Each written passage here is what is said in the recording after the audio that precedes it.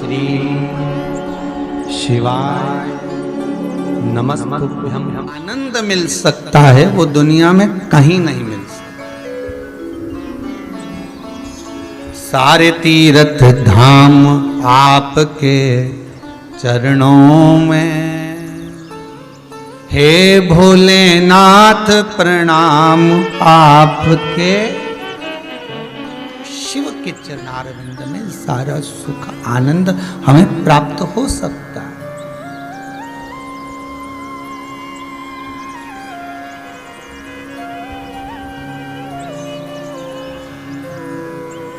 अहिल्याबाई भी कोई सतयुग की नहीं थी, त्रेता की नहीं थी, द्वापर की नहीं थी, कलियुग की थी। ये नाम भगत भी सतयुग त्रेता का नहीं थे, द्वापर के नहीं थे, यही कलयुग के थे। कड़प सतयुग त्रेता और द्वापर के नहीं थे, यही कलयुग के थे। मीरा, कर्मा, नामदेव, ध्रुव, प्रहलाद, ये आदि कादि के जितने भी क्रम है, भले हम ध्रुव और प्रहलाद को माने आगे के चरित्र में, पर मीरा, कर्मा, नामदेव, तुकाराम, रामकृष्ण परमहंस जी, चैतन्य महाप्रभु जी, श्रीमद वल्लभाचार्य जी, श्रीमद रामानुजाचार्य जी, श्री निम्बाकाचार्य जी, हम जितने हमारे श्री शंकराचार्य आदि कादि के जितने भी साधु सन्यासी तपस्वी साधक उपासक जो हुए, यही तो कलिकाल में हुए। दूसरे कहाँ अधिक, कहाँ दूर हुए।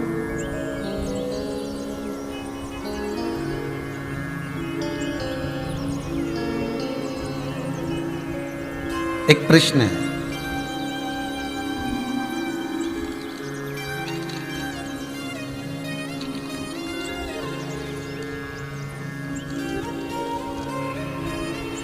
के शर्मा भरद्वाज जी, बुलंदशहर यूपी से हैं।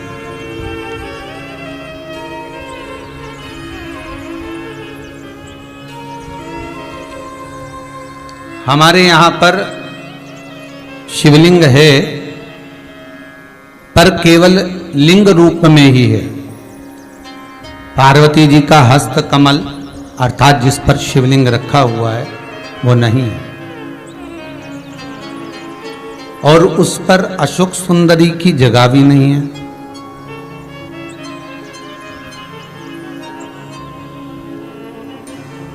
घर पर पूरा स्थायी शिवलिंग है। क्या उपाय कर सकते हैं? देखिए भाई, शिवलिंग शिवलिंग है।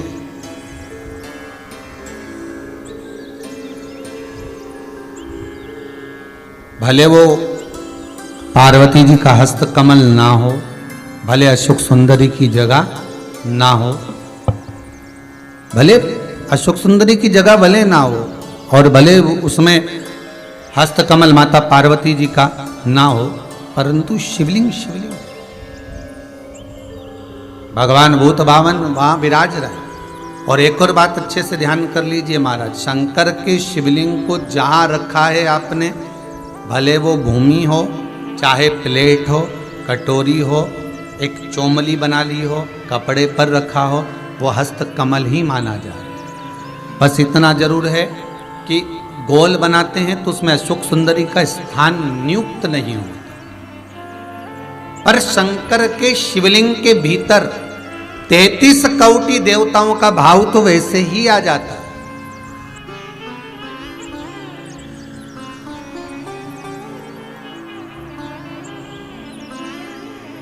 किसी ने एक प्रश्न किया, गुरुजी आप बताते हो कि कमर दुखे, हाथ पैर दुखे, पांव दुख रहे हो, कमर दुख रही हो, पीठ दुख रही हो, सिर दर्द हो रहा हो, तो शंकर जी के मंदिर में जाकर शंकर जी की शिवलिंग की बेलपत्र उठाकर शंकर जी के शिवलिंग को देखकर चबा चबा कर खाना है। तो हम ऐसे बेलपत्र खा लें तो घर पर ले जाकर शिवलिंग देखकर क्यों? तो शास्त्र कहता है कि उसके प्रतिबिंब से, उस शिवलिंग के स्वरूप से जो किरण निकलती है, उस किरण से ही तो हमें रोग मिटाना है।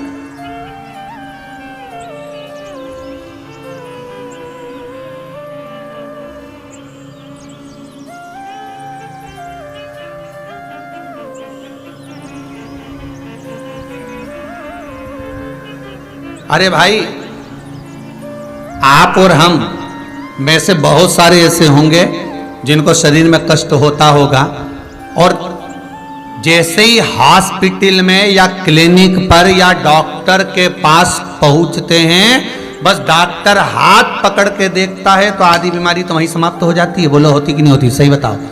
आप लोग तो गए होंगे, हम भी गए होंगे, सत्य बोलना। बस डॉक्टर ने हाथ पकड़ा, बीपी, हालांकि तुम्हें भी मालूम है बीपी कहीं नहीं है, फालतू की बात। और 25 बार तो शुगर चेक करा ली, ना शुगर ना ऊंची जाए ना नीची जाए, क्योंकि तू भी शुगर से बढ़कर है। तो अपन भी तो हृदय से मीठा बोलते हैं, तो अपन कम, तो वो सब जांच करा ली, कहीं नहीं निकला। तो कई माताएं आके बोलती है, गुरुजी हमने खूब जांच कराई रे महाराज, कहीं नहीं निकले, पर समझ में नहीं आया, उसके बाद भी पांव दुखे। अर्थात डॉक्टर के पास जाते हैं तो आधी बीमारी तो यही समाप्त हो जाती है, डॉक्टर के पास पहुंचते से बीमारी समाप्त हो जाती है। तो आखिर कारण क्या है कि शंकर का शिवलिंग का दर्शन करें और फिर बेलपत्र को खाएं। अर्थात शिव के शिवलिंग स्वरूप में से जो किरण निकलती है, उसका स्वरूप, उसका आनंद हमारे रोग को वैसे ही हरण कर देता, हमारे रोग को वैसे ही समाप्त कर देता।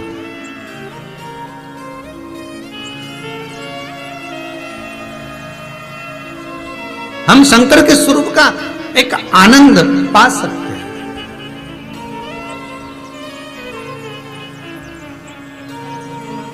चलो जाने दो, एक और सरल भाषा से समझो। किसी मंदिर में, ये कभी तुमने किसी पुराण में लिखा कि राम जी के मंदिर में जाके एक लोटा पानी चढ़ाओ, कन्हैया जी के मंदिर में चढ़ाओ, माता जी के मंदिर में, भैरव जी के मंदिर में, हनुमान जी के मंदिर में, 33 कोटि देवता का कहीं नहीं लिखा कि एक लोटा पानी चढ़ाओ। पर पुराण में लिखा शंकर के मंदिर में जाओ तो एक लोटा पानी चढ़ाओ, शिवलिंग पर जल चढ़ाओ, गंगा जल चढ़ाओ, जल चढ़ाओ, पर चढ़ाओ जरूर। क्यों लिखा? कारण क्या था?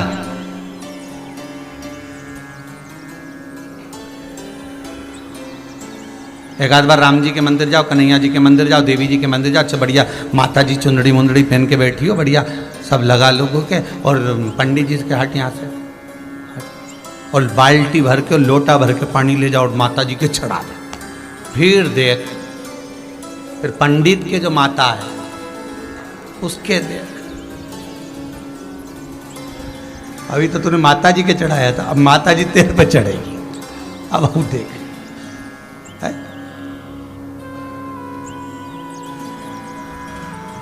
कहीं लिखा है ऐसा है? पर नहीं, शिव के लिए लिखा है कि जल चढ़ाओ शंकर के शिवलिंग पर। क्यों? उसका कारण है, जब हम जल चढ़ाने के लिए जाएंगे तो शंकर भगवान पर जब जल चढ़ेगा तो उस जल का स्पर्श हमारे हाथ से शिवलिंग का होगा तो उससे हमारा कल्याण अपने आप हो जाएगा। क्योंकि सारे आनंद चरण, सारे देवताओं का एक तेजपुंज उस शंकर के स्वरूप में विराजमान है। कहते हैं जब संपूर्ण सृष्टि खंड नष्ट करने का जब समय आता है, भगवान शंकर काय के देवता है? संहार के देवता। जब भगवान शिव संहार के देवता हैं, जब संपूर्ण सृष्टि खंड समाप्त होने का समय आता है, पूरी पृथ्वी जब जल में मग्न होने वाली रहती है, तब 33 कोटि देवता आते हैं और भगवान शिव जी से निवेदन करते हैं, सब कुछ आकाश पताल तलातल रसातल सब नष्ट होने वाला है, क्या करा जाए? शंकर भगवान कहते हैं आप सब मेरे पास में आ जाओ और मुझ में समा जाओ। 33 कोटि देवता शंकर के अंग अंग में समा जाते हैं। हम कहते 3.5 करोड़ रोम छिद्र ये मनुष्य के शरीर में है। शास्त्र कहता है 33 कोटि देवता भगवान शंकर के शरीर में है। जब भगवान शंकर के शरीर में 33 कोटि देवता विराजमान हो जाते हैं, शिव के भीतर विराजमान हो जाते हैं, तो हम जल केवल एक देवता को नहीं चढ़ाते, 33 कोटि देवता को चढ़ाकर उसका पुण्य अर्जन कर लेते हैं, पुण्य प्राप्त कर लेते हैं। 33 कोटि देवता को।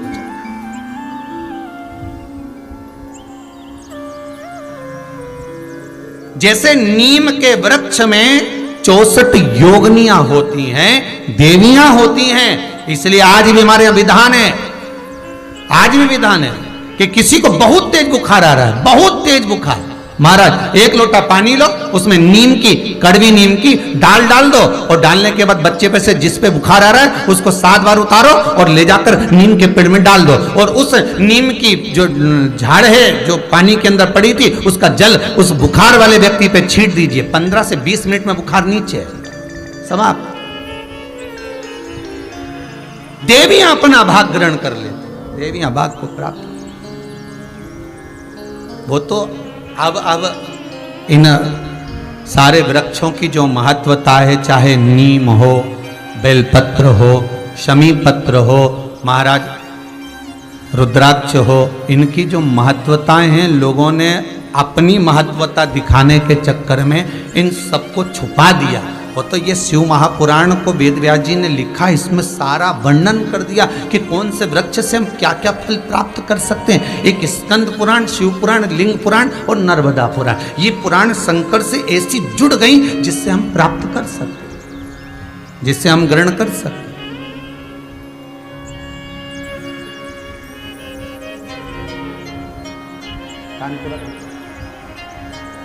भगवान शिव के आनंद, और जब भगवान शिव सुख प्रदान करे, आनंद दे, शिव महापुराण की कथा कहती है,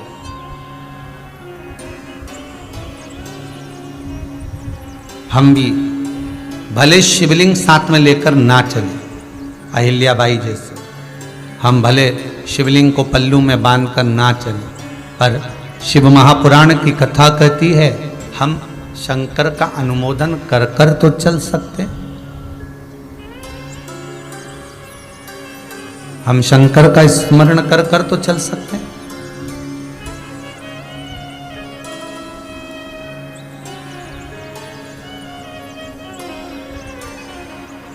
शिवरी नारायण में कथा कही थी, आपको याद होगा। एक कबूतर स्वर्ग जा रहा था। अगर किसी ने सुनी होगी शिवरी नारायण कथा तो ध्यान में होगा। एक कबूतर स्वर्ग जा रहा, एक पक्षी रेगिस्तान में, जिसके पंख पूरे जल चुके थे, पीने के लिए पानी नहीं मिल रहा था। कबूतर को देखा, कबूतर ने उसको पूछा क्या बात है। उसने पूछा कबूतर से, तुम कहाँ जा रहे हो? उसने कहा रे मैं बैकुंठ जा रहा हूं। अच्छा हाँ, तो उस पक्षी ने कहा कि एक बार भगवान से ये जरूर कहना,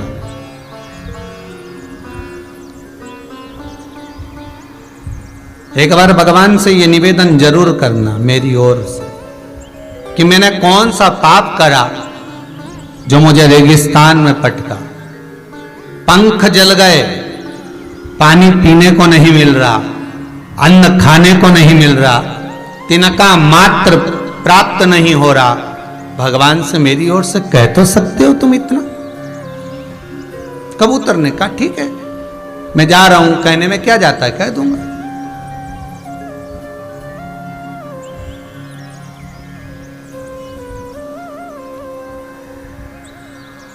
कहने में जाता क्या है, वो मेरे को कहने में कुछ नहीं जाता, मैं कह दूंगा।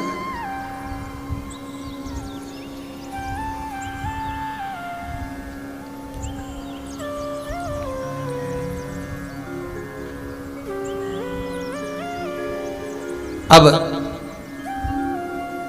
होता है मन में जो भाव प्रकट होता है, भगवान उसको स्वीकार। एक बहुत भांग घोट कर पीने वाला व्यक्ति तो दिन रात रस नशे में रहे, भांग का नशा 24 घंटा करे और दिन भर बम बम बोला बोले और गोला घोले निपटा ले, बोले बम बोला और ले गोला तो चले। अब खूब नशे में, परंतु उसका नियम था, रोज शंकर जी के मंदिर जाता था और शिव जी को प्रणाम करके और चला जाता।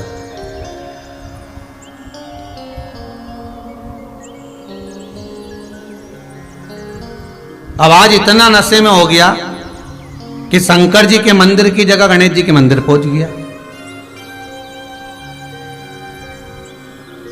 अब गणेश जी के मंदिर पे जाकर खड़ा हो गया और बिल्कुल नशे में था, भांग के झूम रिया था, बोला भोला करता करता शंकर जी को देख रही, तो उसको शंकर जी तो कहीं दिख ही नहीं रहे। अब मन में बड़बड़ा रहा, बताओ आज बाप की जगह बेटा है। अब उसको ये नहीं मालूम कि शंकर की जगह गणेश जी का मंदिर है, आज बाप की जगह बेटा। बहुत देर तक सोचता रही अब करूं क्या, उसने इंतजार भी करा कि शंकर जी आएंगे, मंदिर चेंज हो जाए, नीरी आ गई। तब उसने पिताजी से कह देना आया था, चला गया। भाव देखिए उसका, भले गोला था पर मुख से बोला, बोल कर गया। उसकी शुद्धता शिव में थी।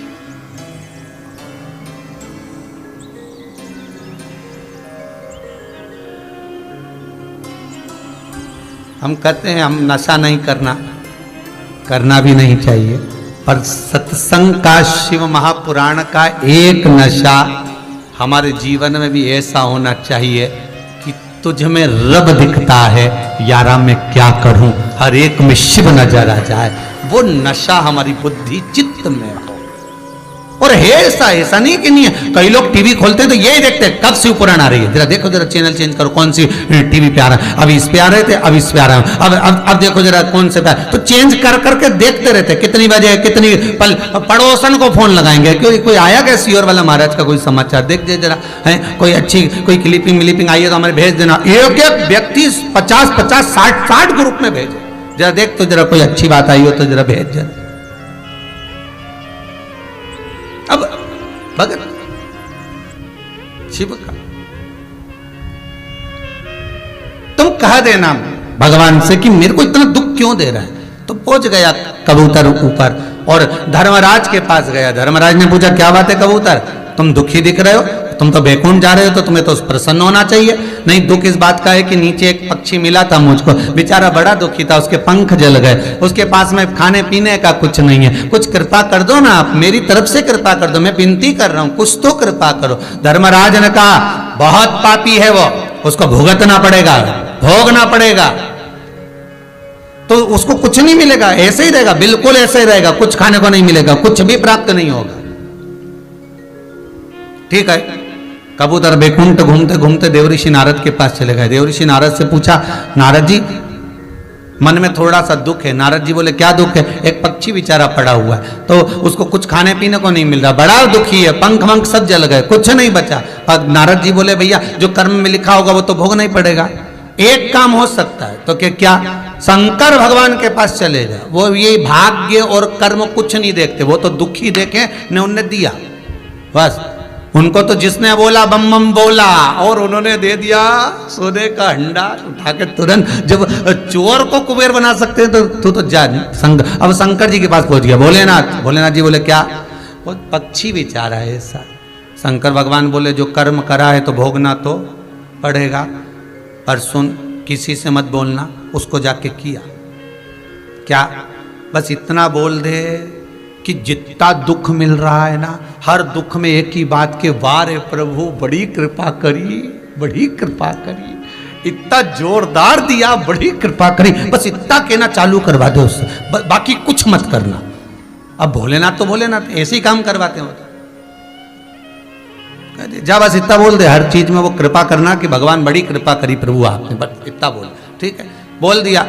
उस पक्षी ने पूछा कबूतर तू वापिस आ गया, तूने मेरा बोला हाँ भगवान से बात करी थी, एक सामने मना कर दिया, पर शंकर जी बोले कि ऐसा बोल कि बड़ी कृपा करी। तो क्या काय की कृपा करी, मैं तो पंख जल कर के कृपा करी। तो बोलने में क्या जाए, बोलता रहे, बोलने में क्या जाए, बोल।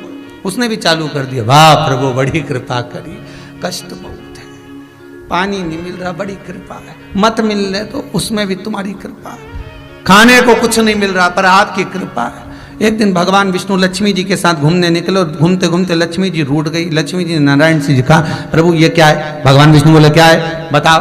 कितना अच्छा जीव बेचारा, पंख जल गए तो कह रहा बारे प्रभु तुम्हारी कृपा, पानी नहीं मिल रहा तो कह तुम्हारी कृपा है, खाने को नहीं मिल रहा तुम्हारी कृपा, और तुम कृपा सागर बनकर, कृपालु बनकर, दयालु बनकर, करुणा सागर बनकर लोग तुम्हारी आरती गा रहे, जय जगदीश हरे है, और तुम जरा सी दया नहीं कर सकते। भगवान बोले इसका कर्म भले कर्म बेकार हो, पर वो क्या कह रहा है बड़ी कृपा, तो कृपा कर दो, थोड़ी सी कृपा करने में क्या है। भगवान ने कहा ठीक है, पंख दे देते हैं जिससे उड़कर कहीं चले जाए। अब ब्रह्मा जी ब्रह्माणी के साथ जा रहे थे, ब्रह्माणी ने सुन लिया, पीने को पानी नहीं, बड़ी कृपा है, 28 दिन का व्रत हो गया, कुछ नहीं पिया, पर कृपा आप ही की है प्रभु जो आपने व्रत कराया। ब्रह्माणी बोले कितना पाप लगेगा ब्रह्मा जी आपको। भगवान ब्रह्मदेव बोले काहे को, इसको पीने का पानी नहीं मिल रहा और कृपा कृपा कर रहा, तुम दया सागर करुणा सागर होकर सबकी लेखनी लिखने वाले, अरे पापी है नहीं मिलेगा इसको, तो क्या पाप आप नहीं काट सकते, काटो पाप और उसको पानी पीने का दो। भगवान ने कृपा कर दी, पीने का पानी मिल गया। अब जा रहे थे भोलेनाथ, अब वो तो विश्वनाथ, विश्वनाथ का मतलब भरण पोषण करने वाला, खाने को देने वाला। पहुंच गए, पार्वती जी बोली कितना दुखी है, भगवान शंकर बोले आग भी मैंने ही लगाई है, ये जो पंख और पानी मिला है, पर बोलूंगा नहीं। पार्वती जी, अच्छा पति की आदत रहती है कितना दान कर कर आ जाता, कभी नहीं बताता, और पत्नी हमेशा सोचती मेरा पति बहुत कंजूस, बहुत कंजूस। जरा दुकान पे बैठ के मालूम तो करो कितना दान दे दिया बेचारा, किसी को नहीं छोड़ता, सबको देता, कमाने में भी नहीं छोड़ता तो देने में भी नहीं छोड़ता। वो तो अपने को लगता है पति दान नहीं करता, भजन नहीं करता, कीर्तन नहीं करता, वो दिखावा नहीं करता। तुम्हारे जैसे 4 घंटे तक अगरबत्ती लेके बैठ गई, उसको दिखावा दिखावा नहीं आता, वो तो बस अपनी मर्जी से जो पढ़ना है पढ़ लेता है, मन से जाप कर लेता है, स्मरण कर लेता है, भजन कर लेता है, दिखावा दिखावा नहीं करता, उसको कुछ नहीं आता, फालतू की बात है ये। बेटा बेटी के ब्याह में देखना तुम, माँ कहती है सब चीज जमा के रखो, जमा के, मंगलसूत्र वहां रखो, हार वहां रखो, पाटली वहां रखो, और वो चप्पल इधर रखो। जब वो बहू को चढ़ावा चढ़ता है ना या लड़की को कुछ देते तो सब दिखावा कर कर, और पिताजी कहते रखा ही है ना, रखे, डब्बा बंद रखा है तो खोलो तो सबको दिखना चाहिए। अब पत्नी मैं शादी में भी न करे, खोलो खोलो, और वो पति के रख दिया ना, सबको मालूम है अपन ने दिया, उसमें क्या, नहीं नहीं सबको दिया। और कई कई नाम लिखो अलमारी पे, भैरूलाल, गणपत लाल, हरि किशन, श्रीधर, वेणुधर, राम गोपाल, पांडे, तब पूरा इतना बड़ा नाम लिखा अलमारी पे, ऐसा लगा जैसे पूरी धर्मशाला दान करी हो, पूरी लिखा। एक हमारे पास भी आए थे, कहे ये आश्रम में जो पंखे लगेंगे इस पे हम अपना नाम लिख के टंगवा दें।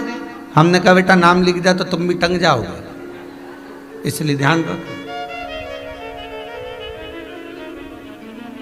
और जैसा नाम घूमेगा वैसे घूमता रहेगा। ये शंकर है, ओ गणदानी, भोलानाथ है, शंभो, ये तुम्हें खूब दे और तुम खूब दान करो, मना नहीं है, पर नाम जाने दो, वो होगा जो चल रहा है। ये पंखे पे कहीं लिखा है, एक पंखड़ी पे लीलाबाई, एक पंखड़ी पे कमलाबाई, एक पंखड़ी पे बिमलाबाई, और बीच में जो बचा भेरू किशन।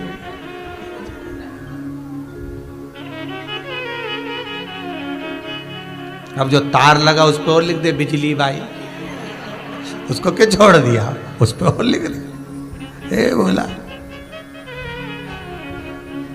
ए रे शंभू,